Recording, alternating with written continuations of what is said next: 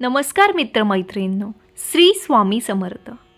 आपण रोज देवपूजा करतो, पण अनेकदा प्रश्न पडतो की देवपूजा नेमकी कशी करावी, पूजा करताना कोणता क्रम असावा, दिवा कुठे लावावा, देवांना स्नान कसे घालावे, पूजा कोणत्या वेळेत करावी आणि पूजा करताना अशा कोणत्या चुका होतात ज्यामुळे पूजेचे पूर्ण फळ मिळत नाही. आजच्या या व्हिडिओमध्ये आपण देवपूजेची संपूर्ण पद्धत अगदी सुरुवातीपासून शेवटपर्यंत बघणार आहोत. व्हिडिओ हा शेवटपर्यंत नक्की बघा. सकाळी स्नान करून स्वच्छ आणि प्रसन्न मनाने देवघरात प्रवेश करावा. देवपूजा करण्यापूर्वी मन शांत ठेवावे आणि देवाचे स्मरण करावे. सर्वप्रथम आदल्या दिवशी देवतांना वाहिलेले फुले, हार, तुळशीपत्र किंवा बेलपत्र काढून घ्यावेत. यालाच आपण निर्माल्य असे म्हणतो. निर्माल्य काढताना देवाला मनोमन नमस्कार करून म्हणावे, हे देवा, कालची पूजा स्वीकारल्याबद्दल तुमचे आभार आहे. यानंतर देवघरात पडलेली उदबत्तीची राख, उदबत्तीचा अंगारा आणि इतर काही कचरा काढावा. देवघर नेहमी स्वच्छ सुगंधी ठेवावे. त्यानंतर देवघर स्वच्छ झाल्यानंतर सर्वप्रथम दिवा लावावा. शक्य असल्यास 2 दिवे लावावेत. तेलाचा दिवा देवाच्या डाव्या बाजूस लावावा आणि तुपाचा दिवा देवाच्या उजव्या बाजूस लावावा. दिवा लावताना मनात प्रार्थना करावी, हे परमेश्वरा, माझ्या जीवनातील अज्ञानाचा अंधार दूर करून ज्ञानाचा प्रकाश दे. त्यानंतर अगरबत्ती आणि धूप लावावा. दिवा लागल्यानंतर अगरबत्ती किंवा धूप लावावा. अगरबत्ती सर्व देवतांना ओवाळावी. देवघरात सुगंध निर्माण होतो आणि वातावरण सात्विक होते. त्यानंतर देवांना स्नान घालावे. सर्व देवी देवतांच्या मूर्त्या ह्या ताम्हणात घ्याव्या. ताम्हण म्हणजे देवांना स्नान घालण्यासाठी वापरले जाणारे तांब्याचे किंवा पितळाचे ताट. याला आपण ताम्हण असे म्हणतो. त्यानंतर एका तांब्यामध्ये स्वच्छ पाणी घ्यावे. देवांना कधीही पाण्यात बुडवू नका. ताम्हणात ठेवून वरून हळूवार पाणी सोडावे. अशा प्रकारे प्रत्येक देवाला स्वतंत्रपणे आपल्याला स्नान घालायचे आहे. आपण जेव्हा स्नान घालतो तेव्हा प्रत्येक देवताचे आपल्याला नाव घ्यायचे आहे. गणपतीला स्नान घालत असताना ओम गण गणपतेय नमः असे म्हणावे किंवा वक्रतुंड महाकाय सूर्यकोटी समप्रभः निर्विघ्नं कुरु मे देव सर्व कार्य सर्वदा असे म्हणावे. देवांना स्नान घालताना सर्वात प्रथम आपल्याला गणपतीला स्नान घालायचे आहे. त्यानंतर भगवान शिव यांना स्नान घालावे. ओम नमः शिवाय या मंत्राचा जप करावा. त्यानंतर आपण ज्या देवताला स्नान घालत आहे त्या देवाचे आपल्याला नाव घ्यायचे आहे. ओम श्री महालक्ष्मी नमः, ओम श्री कृष्णाय नमः किंवा गोविंद गोपाळ कृष्ण मुरारी असे प्रत्येक देवताला नाव घ्यायचे आहे.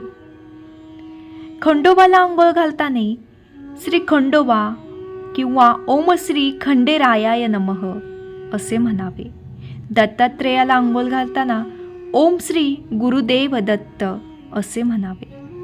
श्री स्वामी समर्थ महाराजांना अंघोळ घालताना श्री स्वामी समर्थ या मंत्राचा जप करावा. त्यानंतर देवी देवतांना अंघोळ घालताना त्यांचे नामस्मरण करावे. आपल्या देवघरामध्ये आपण जो शंख ठेवलेला असतो त्याला देखील रोज स्नान घालायचे आहे आणि हा शंख कधीही रिकामा ठेवायचा नाही. त्यामध्ये थोडे पाणी आपल्याला भरून ठेवायचे असते. अशा पद्धतीने आपल्याला शंख ठेवायचा आहे. हिंदू धर्मात शंखाला अत्यंत पवित्र आणि शुभ मानले जाते. समुद्र मंथनातून प्राप्त झालेल्या 14 रत्नांपैकी शंख हे एक रत्न मानले जाते. त्यामुळे शंखाला भगवान विष्णू आणि माता लक्ष्मीचे प्रतीक मानले जाते. असे म्हणतात की ज्या घरात नियमित शंखपूजन केले जाते त्या घरात कशाचीही कमतरता पडत नाही. स्नान घालून झाल्यानंतर स्वच्छ कोरड्या आणि फक्त देवासाठी ठेवलेल्या कपड्याने प्रत्येक देव प्रेमाने पुसावा. देव घाईघाईत पुसू नयेत. श्रद्धेने आणि भक्तीने देव पुन्हा देवघरात ठेवावेत. देवांना स्नान घातल्यानंतर त्याच्यावर राहिलेले पाणी स्वच्छ कोरड्या आणि फक्त देवासाठीच ठेवलेल्या कपड्याने पुसावे. यामागे देवाची सेवा आणि आदर व्यक्त करण्याचा भाव असतो. जसे आपण एखाद्या आदरणीय व्यक्तीला स्नानानंतर स्वच्छ टॉवेल देतो, त्याचप्रमाणे देवांनाही प्रेमाने आणि भक्तिभावाने सेवा करावी. यामागे व्यावहारिक कारणही आहे. जर धातूच्या मूर्ती सतत ओल्या राहिल्या तर कालांतराने त्यांच्यावर डाग, हिरवट थर किंवा गंज येऊ शकतो. त्यामुळे मूर्तीचे सौंदर्य आणि टिकाऊपणा राखण्यासाठी त्या व्यवस्थित पुसून ठेवणे आवश्यक आहे. तसेच देवघरात पाणी साचल्यामुळे ओलावा निर्माण होऊ शकतो. त्यामुळे देवघर स्वच्छ आणि कोरडे ठेवण्यासाठी देव पुसून त्यांच्या जाग्यावर ठेवावेत. देवांना पुसताना घाई करू नये. प्रत्येक मूर्ती प्रेमाने हाताळावी. देवाचे नामस्मरण करावे.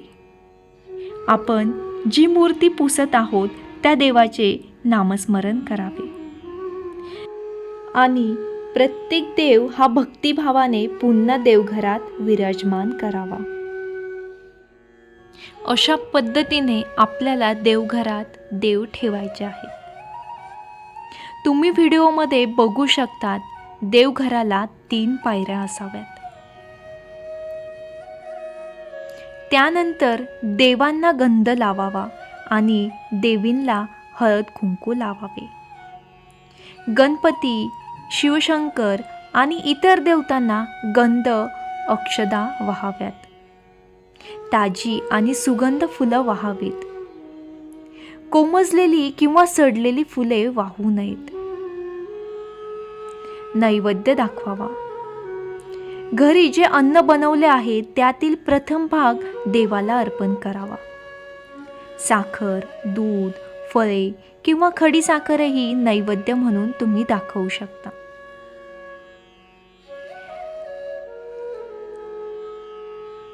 देवपूजेची योग्य वेळ ही शक्य असल्यास देवपूजा ब्रह्ममुहूर्तावर करावी. जर शक्य नसेल तर सकाळी स्नान करून दुपारी 12 वाजण्यापूर्वी पूजा करावी. दुपारी 12 ते 3 या वेळेत नियमित देवपूजा टाळावी. 12 ते 3 ह्या वेळेत देवपूजा करू नये. जर सकाळी शक्य नसेल तर संध्याकाळी स्नान करून पूजा करावी. दुपारी 3 नंतर पुन्हा स्नान करून तुम्ही पूजा करू शकता. संध्याकाळी सूर्यास्ताच्या वेळी सुमारास तुळशी जवळ दिवा लावावा. अगरबत्ती लावावी. देवघरातही दिवा लावावा. असे मानले जाते की या वेळेत माता लक्ष्मी घरात आगमन करते. देवपूजा म्हणजे केवळ देवासमोर दिवा लावणे नाही, ती आपल्या मनाला शांती देते. घरात सकारात्मक ऊर्जा निर्माण करते. कुटुंबात प्रेम, समाधान आणि सुख वाढवते.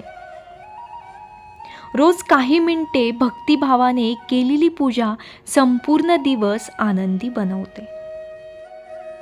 त्यानंतर सर्वात महत्त्वाचे म्हणजे देवपूजा करताना कोणत्या चुका टाळाव्यात. स्नान न करता पूजा करू नये. घाईघाईत पूजा करू नये. देवघर अस्वच्छ ठेवणे टाळावे. शिळी किंवा सडलेली फुले वाहणे टाळावी. तुटलेल्या मूर्त्या हा देवघरामध्ये ठेवू नये. देवांना अंघोळ घालताना देव पाण्यात बुडवून धुवू नये. देव हे ताम्हणामध्ये घेऊन एक एक करूनच देव धुवावेत. रागाच्या अवस्थेत पूजा करू नये. पूजा करताना मोबाईलमध्ये गुंतून राहणे टाळावे. दिवा विझलेला असताना दुर्लक्ष करू नका. जर दिवा विझला तर तो परत पेटवावा. देवाला नैवेद्य न दाखवता स्वतः जेवण करू नका. निर्मल्य अनेक दिवस घरात ठेवू नका. मित्रांनो, देवाला मोठमोठ्या वस्तूंची गरज नसते. देवाला हवी असते ती आपली श्रद्धा, भक्ती आणि स्वच्छ मन. रोज काही मिनिटे प्रेमाने केलेली देवपूजा आपल्या जीवनात आनंद, समाधान आणि सकारात्मकता घेऊन येते. जर आजचा हा व्हिडिओ आवडला असेल तर व्हिडिओला लाईक करा, आपल्या मित्रपरिवारासोबत शेअर करा आणि अशाच धार्मिक, आध्यात्मिक आणि उपयुक्त माहितीसाठी आपल्या चॅनलला नक्की सबस्क्राईब करा. श्री स्वामी समर्थ.